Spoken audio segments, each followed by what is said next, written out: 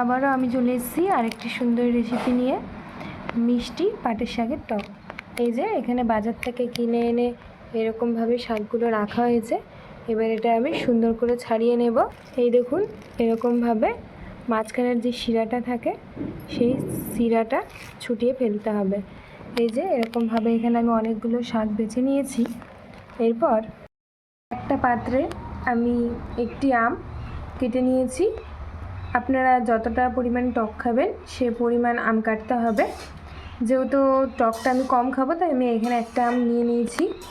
আর এখানে আমি প্রেসারের মধ্যে শাকটাকে ভালো করে সিটি দিয়ে দিয়েছি। দেখুন, যারা প্রেসারে সেদ্ধ করবেন তারা 4টা সিটি দিলেই শাকটা সেদ্ধ হয়ে যাবে।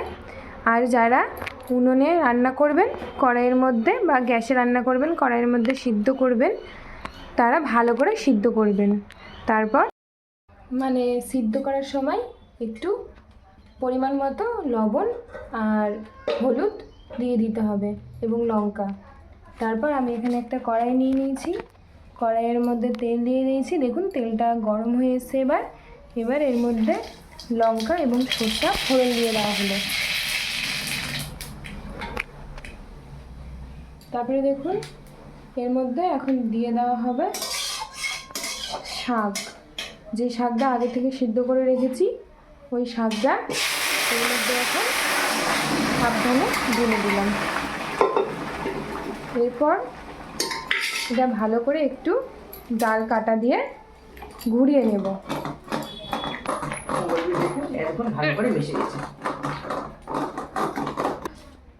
এই যে দেখুন, এরপর দেখবেন যখন আমগুলো সিদ্ধ হয়ে গেছে তখন নামিয়ে নেবেন। এবং যারা রসুন খান তারা আবার কড়াইয়ের মধ্যে রসুনটাকে দিয়ে হালকা লাল করে ভেজে নেবেন। তারপর আবার শাকটাকে কড়াইয়ের মধ্যে ঢেলে ভালো করে নাড়াচাড়া করে একটু রেখে তারপরে নামিয়ে নেবেন। আর যারা নিরামিষে খান তাদেরকে রসুন ছাড়াই খেতে হবে, রসুন দিবেন না। আশা করি এই রেসিপিটা আপনাদের খুব সুন্দর লাগবে, খেয়ে দেখবেন।